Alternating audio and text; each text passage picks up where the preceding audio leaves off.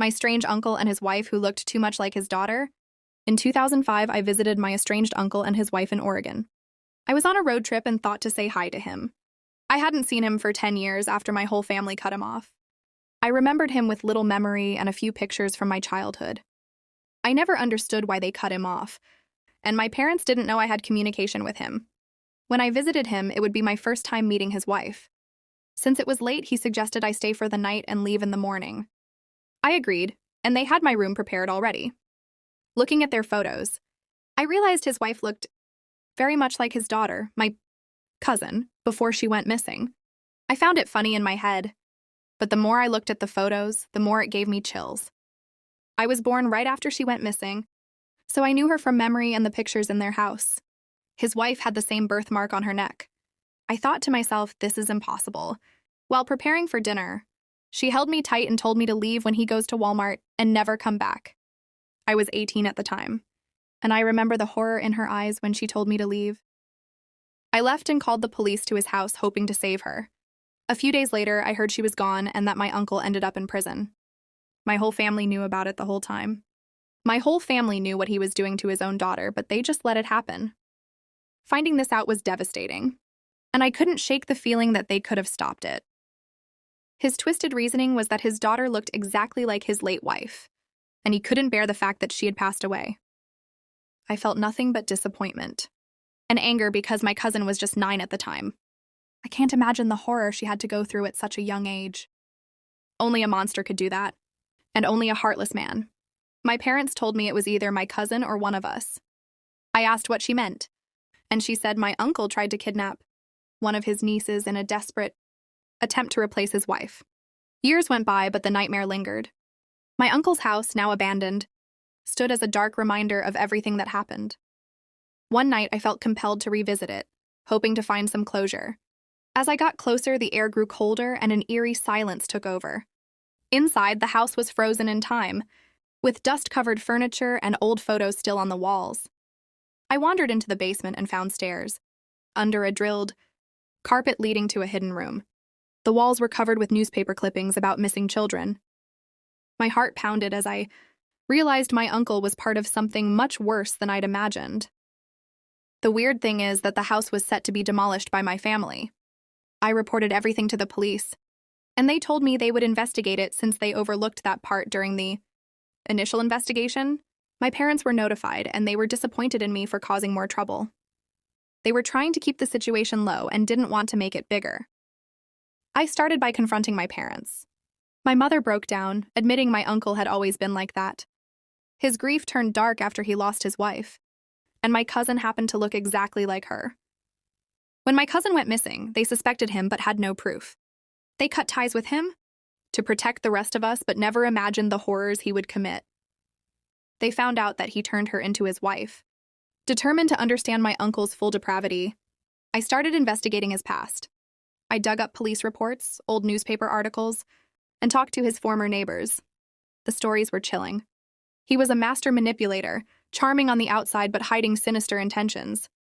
He preyed on vulnerable people, twisting their trust into something dark. One encounter stood out. I tracked down a retired detective who had worked on my cousin's case.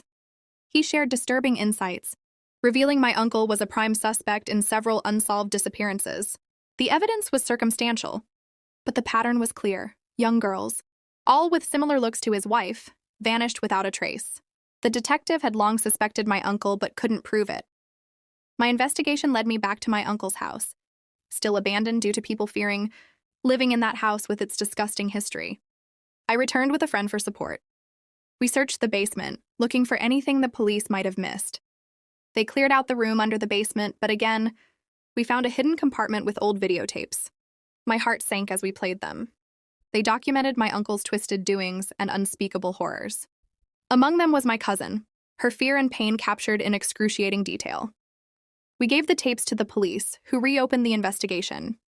The new evidence was enough to convict my uncle of multiple murders, ensuring he'd never be free again. But the damage was done. The tapes haunted me, a stark reminder of the evil so close to home. He was once again put on trial for life in prison. In the aftermath, my family fell apart. My parents abandoned me and fled the country, unable to face the consequences of their silence. The revelations forced us to confront our collective failure, and guilt consumed what little remained of our once close family. The weight of our shared history became unbearable. I buried myself in work, desperate to escape the memories, but the darkness left an indelible mark on my soul. Nightmares plagued me, and distrust seeped into every relationship.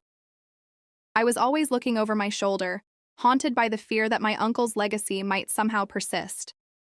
Years passed, and I slowly began to rebuild my life. Therapy became my refuge, a space where I tried to untangle the web of trauma. Volunteering at a shelter for abused children gave me a sense of purpose. It was my way of honoring my cousin and the other victims, ensuring their suffering wouldn't be forgotten. But just when I thought I had started to understand my past, another horrific truth emerged.